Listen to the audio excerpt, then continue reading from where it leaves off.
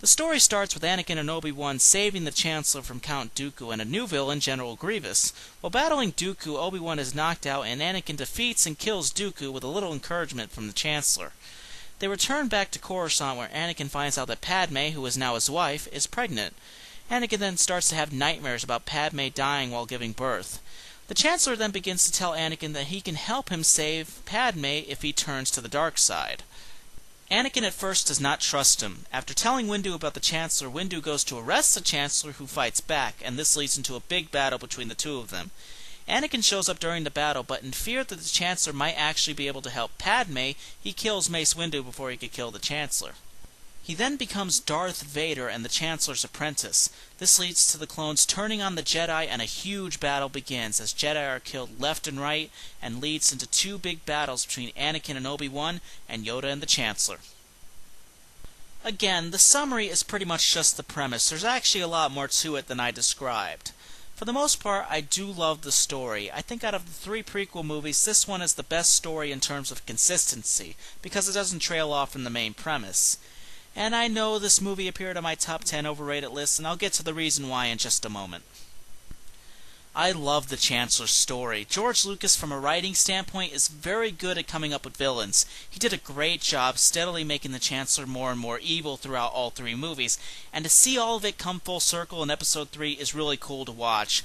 And I love the shift in attitude that the character has when his face becomes deformed.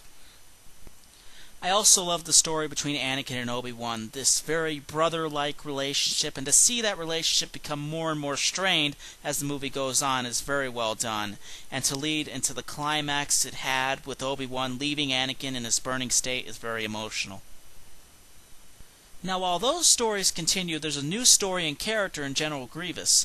Grievous is a character that gets a little more of a backstory in the books and the upcoming Clone Wars TV series. For Episode 3, it's just a nice character to see because it's a nice example of what Anakin would become. It's actually a character that should have been explained more. While he is explained more in other Star Wars stories outside of the movie franchise, it's tough for those who just watch the movies because the character is just introduced and has no story. But besides that, I do like the character. And for the most part, I do like the story behind Anakin and Padme. I thought the pregnancy angle was handled very well because we got to see Anakin's reactions to it, and also his many vulnerabilities. That doesn't mean it doesn't have its downsides. The big downside here is once again the dialogue. The constant conversations between Padme and Anakin are way too old-fashioned. However, the thing that really bugs me about Star Wars Episode 3, and is the reason why it appeared on my overrated list, despite all of the things that it does better as a standalone movie, it doesn't take away the fact that it isn't a standalone movie. It's part of a franchise and is the movie that helps transition into Episode 4. And when you look at the movie like that, it fails on almost all levels. I could give a lot of examples, but I'll only describe a few. Padme's death makes no sense, especially when it was described in Return of the Jedi that she died when Leia was very young, and she even gives a brief description of her. Then we have the Death Star being built, so they're telling us that it took 20 years to build the first one, and only a few to build the next one, which is even more powerful than the first. I know that might sound like nitpicking, but you have to remember the prequel series is connected to the original series, and Lucas had already created a few plot holes with 1 and 2, and the fact that he creates a few more plot holes with 3 does make it tough to really see all 6 movies as one complete story. Star Wars Episode 3 is loaded with battles. In fact, I think this movie holds the record for battles out of all 6 movies. You have this huge battle at the beginning, and then you have Obi-Wan and Grievous, the Jedi and the Chancellor, Obi-Wan and Anakin, and of course Yoda and the Chancellor. There's also a whole bunch of battles going on besides those that gives the indication on how big the fight really is. However, Lucas does a tremendous job with it because you feel the emotion of all of it. You actually feel like you can read the character's thoughts and emotions as all of this is going on. Obviously, the biggest battles were Yoda versus the Chancellor and Anakin versus Obi-Wan.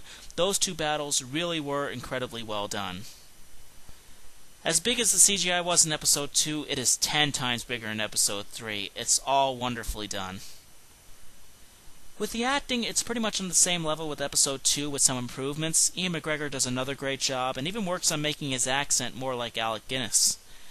Hayden Christensen's performance is actually quite enjoyable. It's still very stiff, but for some reason it actually works out a lot better this time around.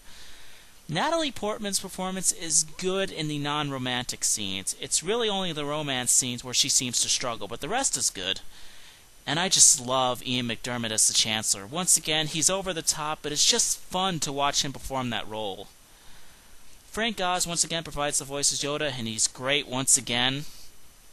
Unlike 1 and 2, there really weren't any big new additions made to the live-action cast.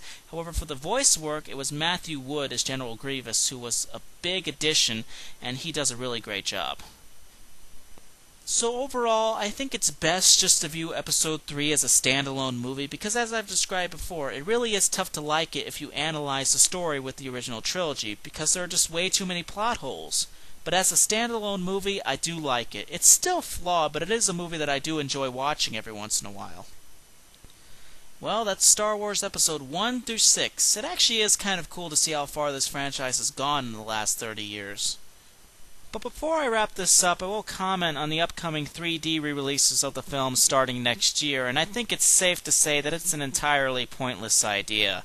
I know it will undoubtedly make a lot of money, but Lucas seems to be doing everything he can to make sure he milks this franchise for all it's worth, as if the man wasn't rich enough already. I think it's pointless because most Star Wars fans already own all 6 movies, and paying $15 just to see movies that we already own doesn't sound like a very good idea at all. Well, everyone, that's it for now. Thank you so much for listening, and I will see you next time.